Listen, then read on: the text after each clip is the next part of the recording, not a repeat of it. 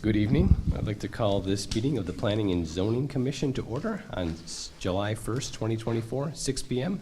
Roll call, please. Becker, Here. O'Flaherty, Here. Pena Graham, Stoker, Here. Wright, Here. McMahon, Here. Maxwell. 5 present. All right, thank you, sir. We have a quorum. At this point of the meeting, I'm going to ask for an approval of the agenda. Can I get a motion to approve the agenda? So moved. We have a motion to approve the agenda by Becker, Second. seconded by Wright. All in favor, say aye. Aye. All opposed, same sign. The agenda is approved. At this point of the meeting, I would like to ask for an approval of the minutes from the last meeting. Can I get a motion to approve the minutes from, what was the date here? June 7th. June 17th, 2024? So moved. I have a motion to approve the minutes from June 17, 2024 by Wright, second. Second, Stoker. Second by Stoker. All in favor, say aye. Aye. All opposed, same sign. Okay, the minutes from last meeting are accepted. We're going to come to the public participation portion of the meeting tonight. This is the part of the meeting where the floor is open to anyone to speak of something that is not on the agenda. If there's anybody that's wishing to speak to something that is not on tonight's agenda, come to the podium, state your name and address for the record. Seeing none, I'm going to close the public participation portion of the meeting and then open up for new business. We have 3 items for new business on tonight's agenda. The first item of new business is a public hearing. It's a petition by Todd and Tabitha DeBrune for the approval of a variance to the Unified Development Ordinance to allow a 6-foot-high privacy fence and accessory structure in a portion of the front yard along Prairie Avenue for the property located at 928 North 14th Street. Is there a presentation from the audience? If you can come to the podium, state your name and address for the record, and give us your Hello. presentation. My name's Todd DeBruin, 928 North 14th Street, DeKalb, Illinois. Thank you for your time to review our variance request for the City of DeKalb's fence code and accessory use, building and structure. I'm here today on behalf of my wife and myself to document the nature of our request. Our home was constructed over 100 years ago. Our home was constructed at 16 foot 9 inches from the lot line of a 51 foot wide lot, rendering 3,174 square feet, or about 45% of our lot as front yard. Current codes and strict adherence would in essence hinder our ability to enjoy the privacy and safety of our yard in full, and by reducing our square footage of our backyard by 30% due to the 16 foot 9 setback of the 100-plus-year-old home. This would also deny us the ability to have any other structure such as a small gazebo due to the reduced square footage of the backyard and in our opinion is not in harmony with the general purpose nor intent of the ordinance. Therefore, I'm asking for your consideration to 1, extend the height of our fence from 4 feet tall and 50% open to 6 feet in height and to be privacy in nature. We are requesting permission for a shadow box style design using 1x6x6 treated dog-eared pickets, and to keep our 12x14 gazebo directly in front of our existing portable shed in accordance with the standard setbacks of no less than 2 feet from the property line. Utilizing this method will spare us from having to dig any new post holes or pouring any new concrete, and the avoidance of any additional cost or waste. We'd also be willing to set the fence back 4 feet from the sidewalk to allow for additional green space if required, and or relocate our gazebo if permitted to directly center on the garage. As both Little John Elementary and Prather Park are within less than 3 blocks radius, the foot traffic along our sidewalk is quite heavy and primarily young children. We fear that if they were to reach over our fence or through the fence, our dog may bite them. If we were to follow the strict application of this code, result in the confluence of fences, as I'd need to be 16 feet 9 inches from my property line to erect a privacy fence behind my home. And I would also need to have a 4-foot fence on my property line to secure from trespass and utilization of my narrow city lot, as I'd like to someday put in a small pool for my disabled wife to use for aquatic therapy. This would be an improvement to the aesthetics of our struggling neighborhood. This improvement would add value, privacy, and security to our home, family, and neighbors. My request will in no way impair adequate supply of light to adjacent properties, unreasonably increase congestion upon public streets, increase the danger of fire, or endanger public safety, unreasonably diminish or impair established property values within the surrounding areas in any other respect to public health, safety, comfort, morals, or welfare. Whereas denial of my request for the variance will diminish our property value by rendering 45%, or 3,174 square feet of our 7,038 total square foot lot as frontage yard, therefore denying us the opportunity to improve the comfort and livability of our outdoor space due to the denial of privacy. Denial of variance will also subject my family and I to the unkept and unsightly appearances of the adjacent properties. Current code will require locating privacy fence in line with the main home structure, effectively locating 26% of our backyard outside of our privacy fence and the loss of the ability to utilize the space in such a manner that is consistent with that of my neighbors not located on a corner lot. The structures we're proposing are both within the compatibility and appropriate character and scale of common structures in my area. In closing, we'd like to ask that the council please put themselves in our shoes for just a moment. We take great pride in our home and yard, for it is our sanctuary. We have been through a great many challenges throughout our ownership of our home. Purchased in 2003, we watched as the value of our home plummeted through 2007 and 2010, losing an estimated 33% of its value. It was not until 2020 that the value of our home exceeded what we paid for it. Making an investment in our property is not something that we take lightly, or did we do on a whim. The improvements that we are requesting have made a world of difference to our outdoor living space, making it the yard we have always dreamed of. Our yard has also proven to be a favorite space of our whole family.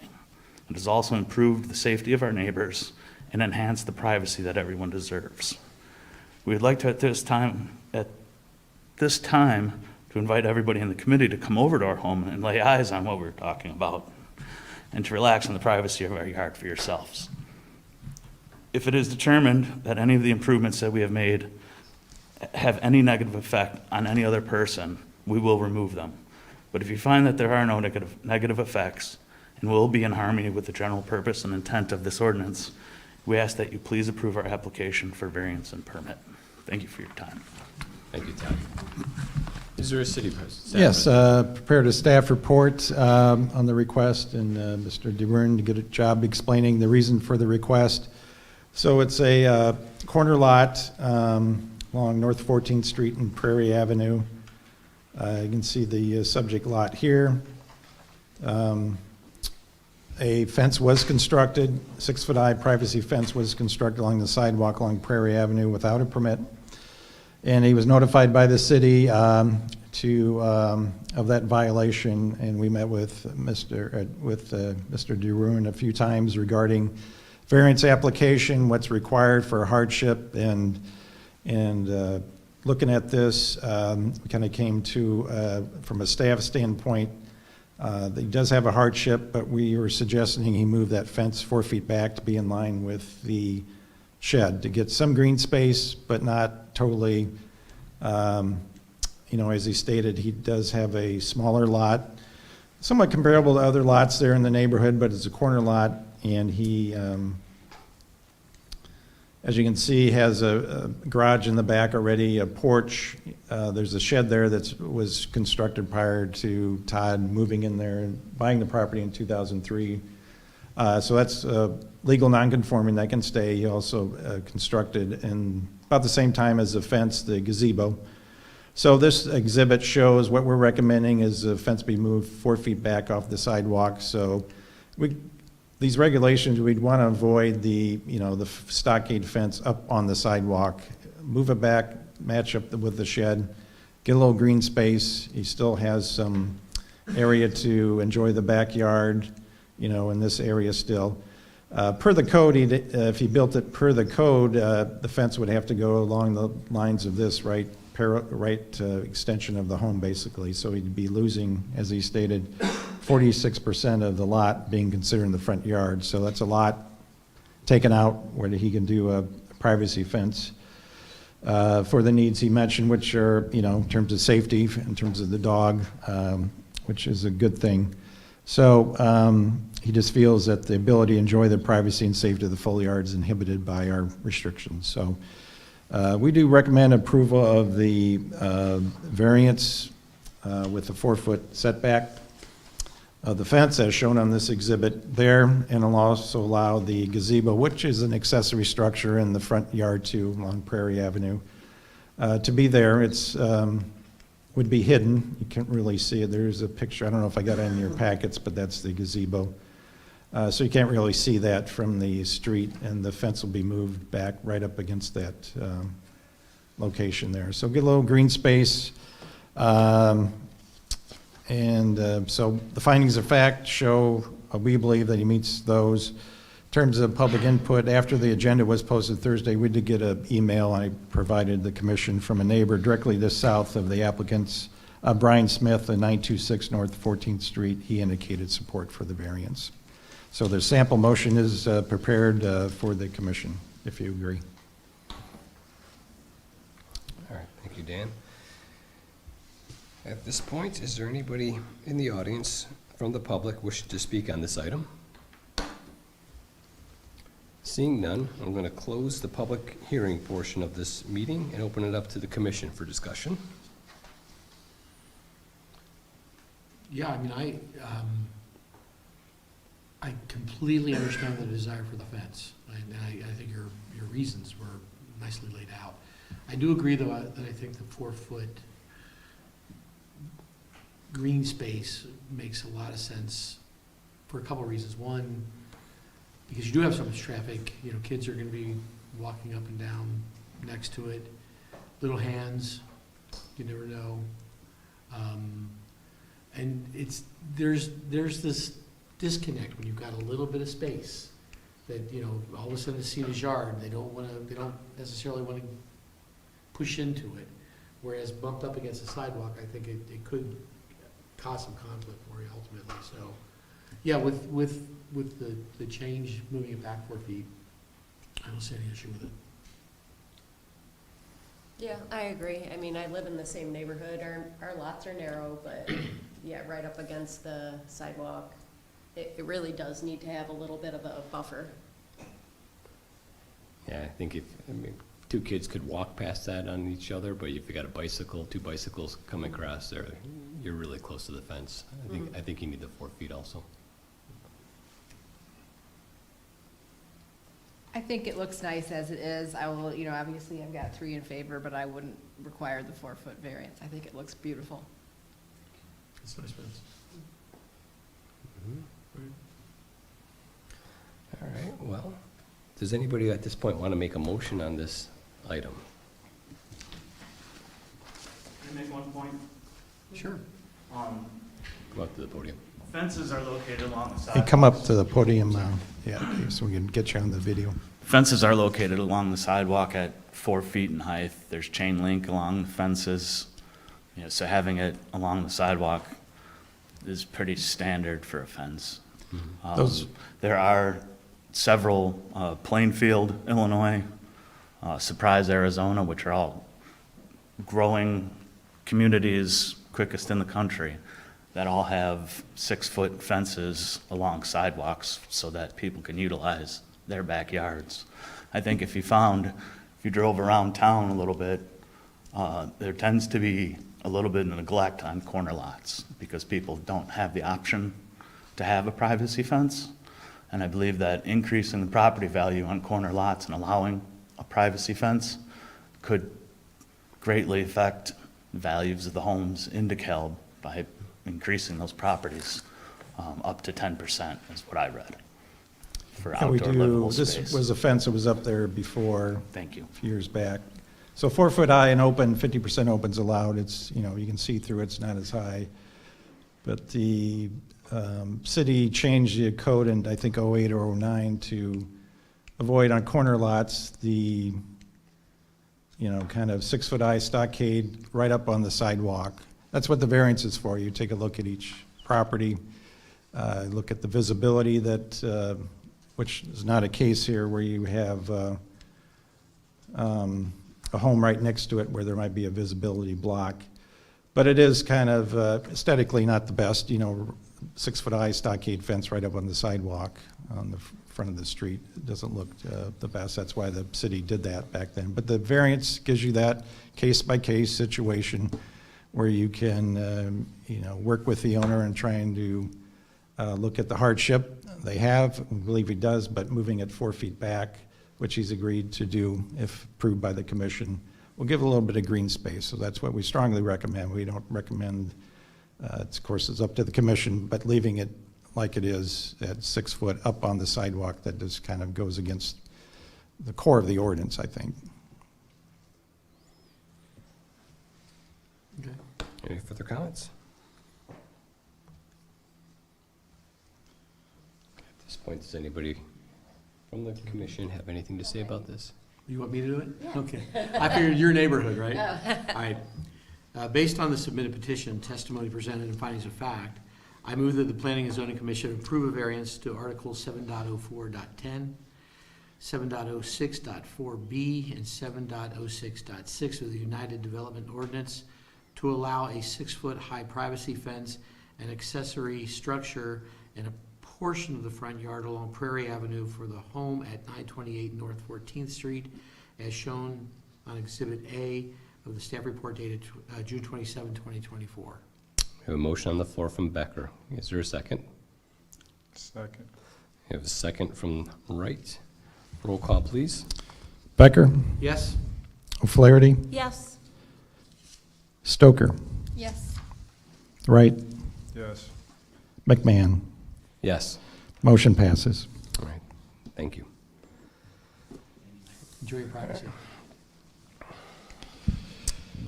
The second item of new business on this agenda is another public hearing. So we're going to open up a second public hearing at 6:16 on July 1st, 2024. And this public hearing is a petition by David and Nikki Ledwell for the approval of a variance to the United Development Ordinance to allow a 6-foot high privacy fence and a portion of the front yard along Willow Circle for the property located at 627 Fox Hollow. Is there a presentation from the audience? You can come to the podium and state your name and address for the record, please. Yes. Hello. My name is Nikki Ledwell, and I live at 627 Fox Hollow in DeKalb. We have a few different reasons that we're asking for this variance. If you look at the pictures in your packet of our yard, it is oddly shaped, and we back up to a cul-de-sac. So it's a corner lot, and then behind us is another cul-de-sac. I know that we have the opportunity of getting a 4-foot fence or a fence that you could look through. We have a beautiful neighborhood. Putting a tall chain link fence in our community, it would not stay with the aesthetics of where we live. The second reason is that we're asking for the higher fence to give us more space is I have a son that has anxiety disorders and he is on the spectrum. Right now with no fence, it's very difficult for him to go outside. I want him to be able to go outside and use the most amount of our land that he's able to use. He's also 6'5", so putting up a 4-foot fence would not help with that situation at all. Another reason is that I have the most friendly pit bull and Labrador dog you have ever seen. He's also almost 70 pounds. So if you look at how on our property line the sidewalk runs through, he's tied up on a cord right now when we let him out, and he can't get to the sidewalk, but just the fact that he can run towards it, it scares people.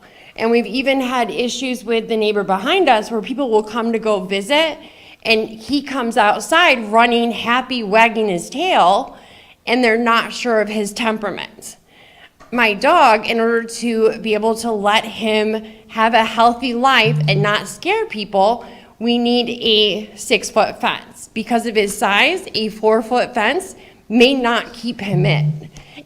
He's the most loving dog, but if you don't know a large dog and it comes running at you, you instantly step back. It's just human nature. In the area where we could cut off and not maximize our yard, I've actually planted a bunch of flowers that are indigenous to Illinois to help bring back the bees and help bring back the monarchs. So if we cut through that area, it's taking out what we just planted to help Illinois. But those are our reasons. If we cut our yard in half, we're losing so much space, and it also does not allow us to enjoy the corner lot that we've paid for. It's awkward shaped, and it's smaller than the yards around us as well. And we'd like to put a 6-foot white vinyl fence there. Thank you, Nikki. City staff presentation? Yes. Staff report in your packet, as Nikki explained very well, the request for the fence. 6-foot high vinyl fence, as mentioned, kind of a unique lot. Actually, this is a good aerial here showing along Fox Hollow. There's 4 lots that are corner lots that one of the frontages is on a short cul-de-sac. Also have the case down here at Mallard Court, the 2 homes. So there's 4 lots that are similar here. The applicant have the smallest lot of the 4 in terms of square footage. This is a good exhibit, or this shows in red here where a 6-foot high fence could be built per city regulations right now. The blue would show that's a 4-foot high open fence could be placed there, but they want to do 6-foot high privacy fence vinyl. And this is where they could locate it. So it does, as you can see, there's quite a bit of, it's a small rear yard. It'd be the smallest rear yard of the 4 lots that are similar in shape, because this is the smallest lot. This is the exhibit that we're asking for a recommendation to approve. The fence here is 6 foot high. They want to come out about this, almost off the corner of the house, 23 feet in, then straight north up to the property line to capture this landscape area they want to contain, of course, and this around the perimeter. So the area in the setback is this area within here, basically. That's the looking at Fox Hollow, looking straight north. The fence would be generally in this area. So it wouldn't block the view of the home to the north. There's a portion, but as you get on the street, as you can see, the fence would be in this area here. That's the landscape area in the tree where the fence would go around. They like to contain within the fence, of course. So kind of unique. Actually, there is another fence at 527 Fox Hollow that was approved in 2019. No variance, it was a permit. I did include that in your packet just for reference. It was kind of unusual that the way it was looked at in terms of where the fence could go is it's a straight line right off the edge of the house, straight back. And the house is actually angled differently than the subject lot. So in this case, they could do a 4-foot open, which they built. In this area, then once at this point, it was a 6-foot high privacy fence. And that's the way it was built in 2019. So there's another lot, similar lot in the subdivision that has a portion of that yard at 6-foot high privacy fence. That one's wood, this one will be vinyl. And there's no known negative impacts from that fence. So again, here's the exhibit that is part of the recommendation. We think it meets the findings of fact. The big key is the unique shape of the lot. It's the smallest lot of those 4 lots that are same design. They're doing just a portion of that front yard along Willow Circle, you know, not the whole area, not going out to the sidewalk along the whole area. The visibility of the adjoining property to the north is limited. There's some, but it is limited. So we think it meets all the findings of fact. They're laid out here in the criteria for that. We did get 2 comments from the public directly across the street from 640 Fox Hollow. James Kays was in favor of it, and also James and Emily Riley of 632 Fox Hollow noted support for the variance request. They're right across the street here.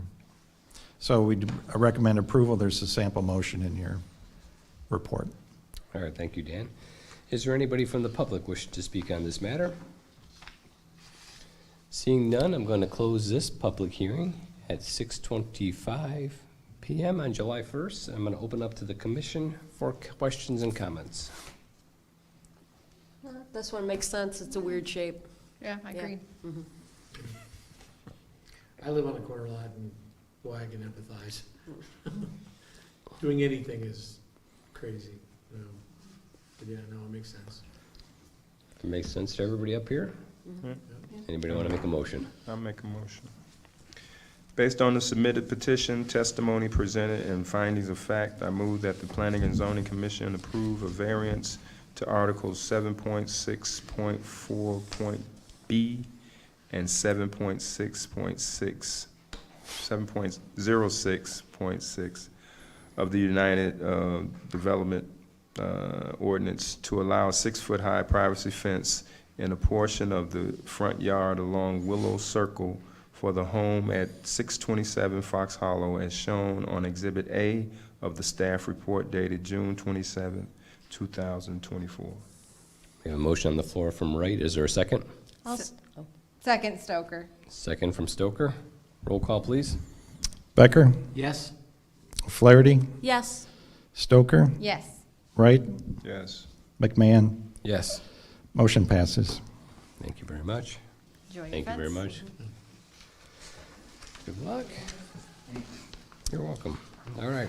We have a third item of new business on the agenda. This is not a public hearing. This is a minor subdivision plat. It's a petition by Larry Burns for the approval of the L&S re-subdivision number 1, Fairview Drive. Is there a presentation from the audience? Please come to the podium, state your name and address for the record, give your presentation.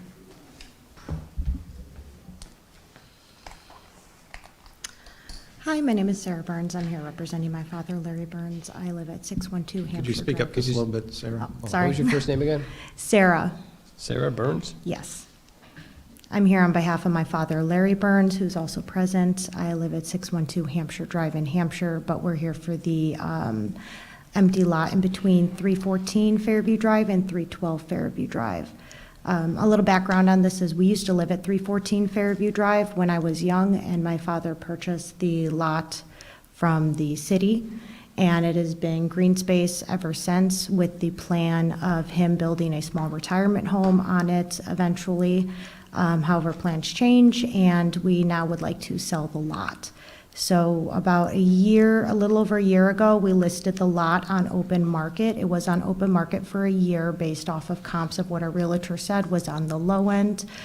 We did receive multiple offers, but it was not buildable, so they all backed out. So we are here trying to make the lot buildable. We did offer the lot firstly to all adjoining neighbors, seeing as they would like to maintain that it's keep as green space. So it was on open market for a year where they could have purchased it, and then we had our realtor contact them directly for being advised by Dan, and they were offered the opportunity to purchase it. So now we would just like to be able to rezone it and sell it to whoever would like to buy it. All right. Thank you. Is there a city presentation? Yes, staff report there, kind of an unusual one. We don't have too many of these, but a little bit of the history. So we received a petition, Sarah went through it pretty well, subdivision and application and a plat of re-subdivision for a lot here along the south side of Fairview Drive, a little wider view. This is South 4th Street. This is Patriot Drive here, and there's homes along the driveway access to Fairview Drive on the south side. And you can see the lot here in red. It's a narrower lot than the others. Most of the other homes there are 100 feet wide by 200 feet in depth. This lot is 66 by 200. So back in, and that's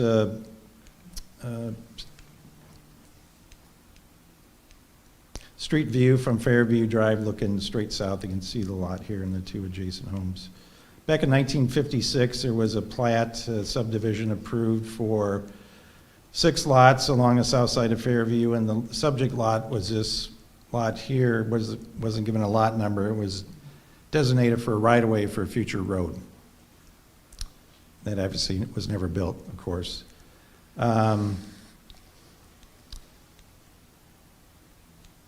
When the subdivision to the south in 2001 was approved and recorded, the road was not continued, as you can see. It was just left here, and as I understand, I think from when Ellen was owning the home, and at that time that the idea of a road at that location would be too close to South 4th Street, I believe. So obviously it was not put in. It was kind of left there. The owner, currently Mr. Barnes, obtained title to the property in 2008 by a judicial order through an adverse possession claim. He did live at the house, as mentioned by Sarah, 314, and then sold that but kept the lot, which I guess he had done maintenance on, but the court did issue adverse possession claim to it, and he has title to it, so he is the owner. And we advised them that it's been on the market for some time, to advise them that it's a buildable lot. Currently, it's not buildable in its current state, that he had to do a plat of re-subdivision, submit an application, pay a filing fee, and get it approved by the city in order to be buildable. It's zoned single family, SFR1. The minimum lot size is 10,000. The subject lot is 13,200 square feet. So it's large enough per the zoning. It's a large enough lot. It is narrow than the rest of the lots, though, next to it along Fairview Drive. It's 66 foot wide. The others are 100 foot.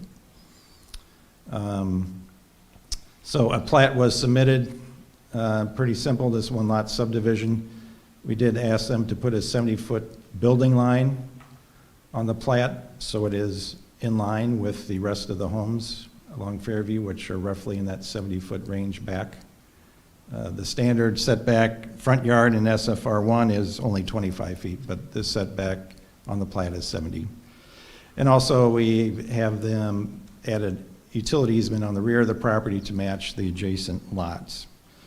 The two owners next to it, we've met with them a few times, and the ideal situation was, the two neighbors split the property and buy it. I understand there was no offer made, but that's kind of between Mr. Burns and the adjacent owners, but that was looked at as something that would be a good idea. That hasn't happened, so the plat does meet our subdivision regulations in the UDO. It'd be recorded, and Mr. Burns won't build a house, but he intends to sell it, I assume, for somebody to build a single-family home. So in order to do that, the plat has to be approved and recorded per our regulations. So staff recommends approval. The plat's met all our requirements. We see the street view there. Utilities are, if the house is built, they'll have to connect to the water and sewer. Water is on the north side of Fairview. The sewer is in the back. They'll have to connect to those. Any new home will have to meet our setback standards on the side and rear yards and drainage and all the other code requirements. So a motion's prepared that does approve the Exhibit A, which is the plat that was in your packets. Happy to answer any questions you may have. I know we do have a few people that wanted to speak. It's not a public hearing, but we can open it up for any, comments or questions. Okay. All right. Thank you, Dan. We do have some people wishing to speak on this matter. I have three in front of me. I'm going to go in the order they were received, and I'll ask if there's anybody else out there. So the first speaker request form I have is from Brent McIntosh. Brent, if you could come to the podium, state your name and address for the record, and give us your presentation. Good evening. My name is Brent McIntosh. I live at 314 Fairview Drive. I just want to highlight 3 quick points in opposition of rezoning this as buildable. To begin with, to do so would violate the character and characteristics of the neighborhood. As mentioned by Dan, the neighborhood is a series of plots side by side that are contain front forward-facing ranch houses that are on plots of 100 wide by 200 deep. This lot is only 66 by 200 deep. And in addition to that is, again, as Dan mentioned, this was originally meant to be a road to access the back subdivision. My second issue is traffic issues. On Fairview Drive, over the last 5 to 7 years, traffic has become increasingly problematic. To add more property onto Fairview Drive would, I think, also contribute to those issues. In addition to that, the driveway that would exit this property is at or near the crest of a hill, which would be problematic. Lastly, I would argue for the landowner's opportunity to earn back, at very minimum, his initial investment. I would not argue that he does not have the right to sell this property, but to be clear, this land was not purchased. It was granted to him in a court order where he paid minimal court fees and transaction fees, and now he has it up for sale for a buildable lot. So again, I would argue against rezoning this as buildable. We would not be denying his opportunity to earn back his investment, to sell it as is without being able to build on it. Thank you for your time. All right, thank you, Brent. The second speaker request form that I have in front of me is from Ellen Tyne. Ellen, if you can come up to the podium, state your name and address for the record. Give us your presentation. I'm Ellen Tyne, and my husband and I live at 312 Fairview on the other side of this vacant property. When we purchased the property years ago, it was in June of 1989, so we have lots of years of history of living there and with this green space next to us. And we have, since we moved in, we have maintained half of that property all of these years up until the time the for sale sign went up in front of the property in 2020. And at that point in time, we ceased mowing the lawn. After that, the lawn was mowed sporadically, but not on a regular basis. So whoever had lived at 314 has shared that mowing with us of that nice green space that we had, that kids walk through on their way to school. People would head over to the park and to use the bike path or whatever through that area. And so we maintained it to the best that we could. So it was quite a shock when a for sale sign went up, because we had never been informed that as of 2008, this property was obtained by Mr. Burns. So that, was a little bit jarring to have that happen. And secondly, I agree totally with what Brent said about the integrity of the neighborhood is going to completely change. We've had these ranch houses there since the 50s, and the properties were meant to be, according to the Quitno plot, they were meant to be 100 by 200 feet deep. And the thought of having a smaller house or possibly a two-story house go into that area is disturbing to all of us that live on the street. And so, we would, once again, feel that this should be denied as far as becoming a buildable lot. So, thank you. Thank you, Ellen. The third speaker request I have is from, is it Troy Barkley? Yep. Troy, come on up to the podium, state your name and address for the record, and give us your presentation. Hi, my name's Troy Barkley. I live at 351 Serenity, which is the southern portion of that property. And one thing real quick, I'd just like to say, it's hard to hear you guys back there in the back. If you could speak into the microphones, that would help us in the back. I can't hear them back there. But when we moved into 351 Serenity in 2018, and we noticed that that property was vacant, we asked our realtor, is that ever going to be able to be built on? He checked into some things. I don't know what he looked at, but he said that that is an easement that was going to be a road into the neighborhood, except our house was built there instead. So we were under the impression that that land was going to be open, all the time.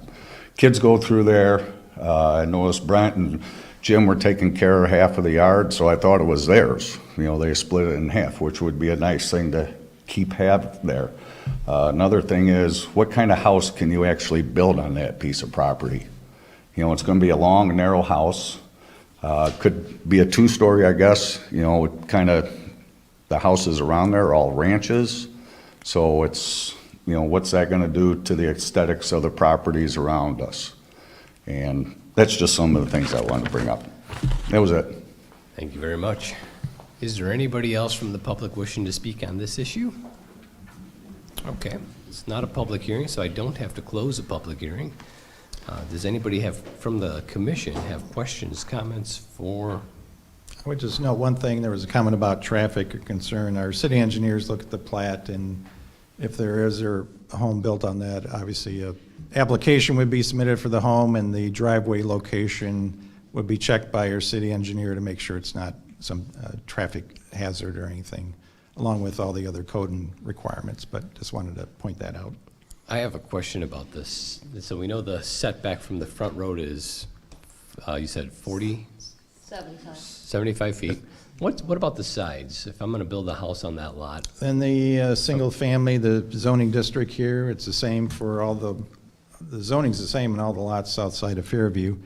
It's usually 5 feet on the side and 30 on the rear. so then if I'm gonna build a house on that 66 plot, 66, I can build a 56-foot wide house? 5-foot setback on the sides. It's the same setback as the other homes too. So, yeah, it's 66. We do have some lots, 66 at the home to fit. It won't be probably a ranch like the others. It may be a 2-story probably with a lower width, but it's certainly possible. We have a handful of lots out there at 66 foot wide. But that's the other setbacks, 30 on the rear and 5 on the side.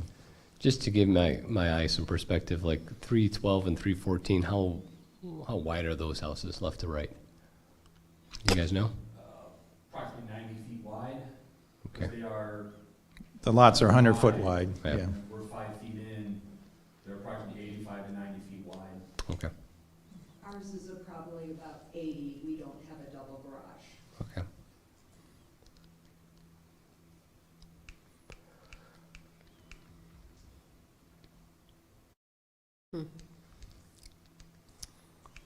So whatever structure gets built there would definitely be different than what's out there. Yeah, because, I mean, I'm just thinking of like my house. I think my lot's maybe 50 by 170, but that's a different neighborhood and it's a much older neighborhood and, yeah, we're jammed in there, but it's a 2-story house. Yeah, you can definitely, you can build something. It's just Yeah, gonna be but- different than what's out there on the street. So I'm just looking at the city's intention of this, like, I'm assuming based off of previous board meetings that we've had where stuff like this has come up, and the fact that it's being replatted, the hope was that the neighbors were going to split it, correct? Or was That's the, Well, that would have been a great solution, you know, split it, and take away the concern about a home there, and they could split the lot, but, you know, we can't force that, can't force somebody to sell a property or force somebody to buy it, but,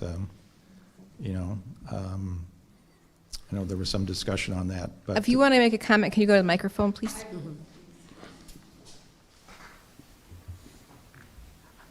The McIntoshes and the Tynes spent many hours discussing purchasing this property. We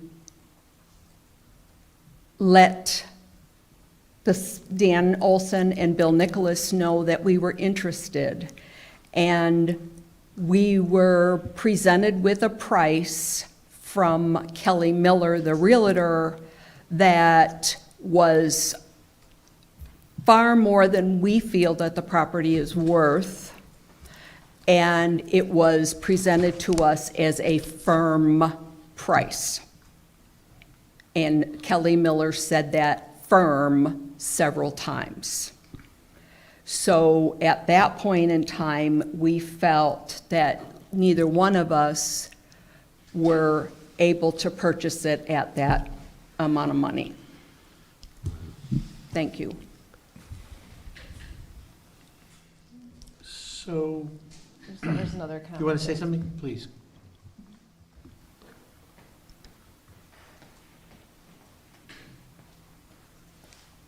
So as far as the price was concerned, that was the price that our Realtor had advised us to list it as. If we were to put it on open market as a buildable lot, it was well within comps. And given that there aren't very many properties on the south side of DeKalb, it also made it more desirable for other people. It was, however, listed at a reduced price for a full year before we had to go back and pay for the surveys and getting all of these applications and fees in, and then continuous upkeep, and then property taxes came in again.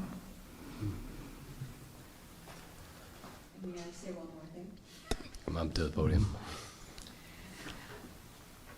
When it was listed for sale previously, we were told by the city attorney that it was not a buildable lot, and that at that time, there was no talk about any sort of zoning change. So that was the information that we were basing this all on.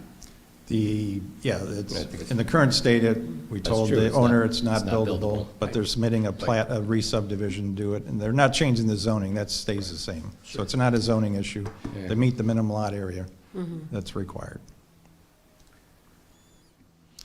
But isn't the issue that if it's a buildable lot, it's worth more than if it's not a buildable lot? And so if there's a negotiation, or they feel there's a negotiation, they feel that one price is set on the fact that it may be a buildable lot, and the other is set on the fact that it's not a buildable lot, and so. Yeah, I think of the commission's focus should be kind of, does it meet the code, or UDO? Yeah. The lot's big enough to build on? Yeah. Minimum lot size in that district's 10,000, there's 13,200, so. And if that lot becomes buildable, then somebody's gonna have to go to the city engineers and say, where can I get the driveway? Yeah, placement if you want to approved? build a house, you got to submit for a permit, show where the house is going to be located and all the engineering required for it, utility hookups, et cetera. It's like any other house in a subdivision. Okay. Yeah, and I think that's the issue. That's the core of it, is because it meets minimum standards. It meets minimum standards. From a personal perspective, I don't see how you put a house on there. But if it meets minimum standards, it meets minimum standards. And the Burnses have paid the fees and done Yeah. what you need to make it buildable. But it also becomes, I mean, I think, and again, this deviates from meeting minimum standards, but the hope is that they can obtain a better value for it. On the other hand, it may not happen. I mean, it becomes an open market issue then. And then it becomes an issue of negotiation, and then it becomes an issue of people looking at it going, can I effectively build a house here? Can I get the permits for it? Can I do those things? But when it all comes back to it, whether we look at it and go, wow, it's narrow, it does meet It does. minimum standards. So, yeah. All right. Any further questions, comments? Anybody want to make a motion on this one? And of course, with plats, this is a recommendation to the city council. They will have the final action on this Yeah, So this all goes on again next week. next Monday night, at yeah. city council. I will do it. I move that the Planning and Zoning Commission recommend approval of the final plat of the LNS re-subdivision, number 1, dated June 24th, 2024, prepared by Jade Hanna Surveyors and labeled as Exhibit A, subject to all staff comments being addressed prior to the recording of the plat. We have a motion on the floor from Becker. Is there a second?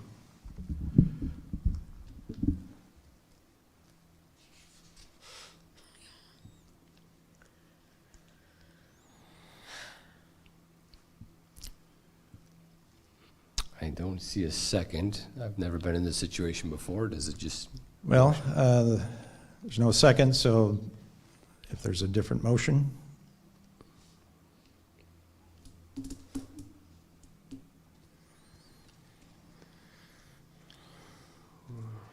I have a question. As the chair, can I second it? Chair can second, yes. I'm going to second the motion. Clerk, please call the roll. Becker, Reluctantly, yes. O'Flaherty, Yeah, yes. Stoker, No. Wright, No. McMahon. Yes. Motion passes 3-2. Okay. Well, we wish you best of luck next week. Yeah, they'll be on the city council agenda for next Monday night, 6 PM in this room. All right. Thank you, guys.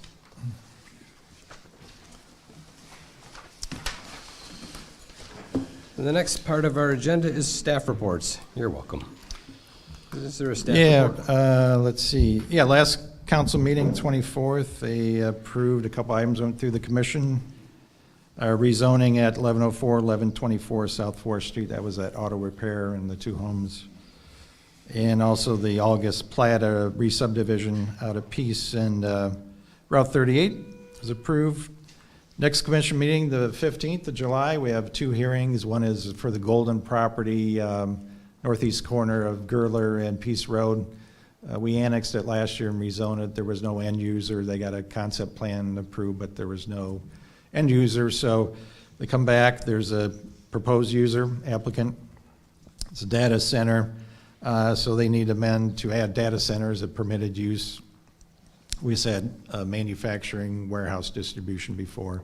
Need to increase the square footage allowed because they have an actual user, so there's a square footage known amount. And also amend the concept plan. Obviously, it's a different layout than what was previously planned. So that hearing will be on the 15th. We also have another fence variance for a corner lot on the 15th too, so it seemed to be popular this summer.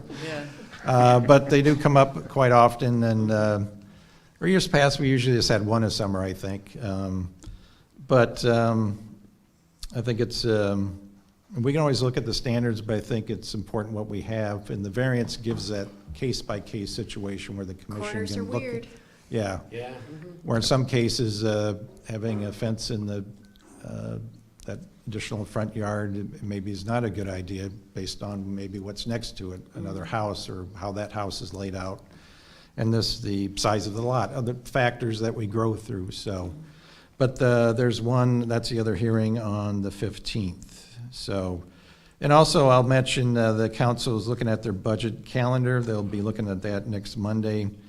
So if you recall in past years, they meet on some of our commission nights, so we'll have, it looks like 3 meetings at the police department if we have a meeting. But I'll get the commission that information once the council takes final action on that next Monday night. But it looks like in August, in October, and then one in November. But I'll inform the commission of what those dates are. And we have, if you don't know, this is Bob Riddell down here. Is our assistant city manager, and Bob has a history with the city. If you wanted to maybe just go into that a little bit, Bob. Yeah, I'm not going to take much of your time. Thank you for listening for a few minutes. I've been with the city for 30 years. I've worked with some of you guys in the past. Faces look familiar. I've been with the police department for 28 and a half years. I've been with Crime-Free Housing for the last year and a half, and I've been the assistant city manager for 2 weeks. Congratulations. Thank you. So, I'm here for you guys. If you guys ever have any questions, reach out to me. I have a lot of history with the city. I know a lot of things that are occurring. I'm going to start coming to more of these meetings, get to know you guys, and see what I can do to help Dan out. So, but I just wanted to come and introduce myself, so. Thank you, Bob. Thank you. Thank you. Thanks, Bob. That's all. Thanks. Does anybody from the commission have anything to report? I would just like to say that I really hate having to go first in every one of these votes. I would also add that is my first time ever voting no. We'll close the meetings, I'll give you my perspective. All right. Well, we did at one time rotate them, but, where we. It comes with the name. Yeah. Can I get a motion to adjourn? So Boy, do moved. I move. I have a motion to adjourn from O'Flaherty, a second from a few people. We'll say Becker. All in favor, say aye. Aye. All opposed, same sign. Good night. I Good night, everybody. really wanted to vote no.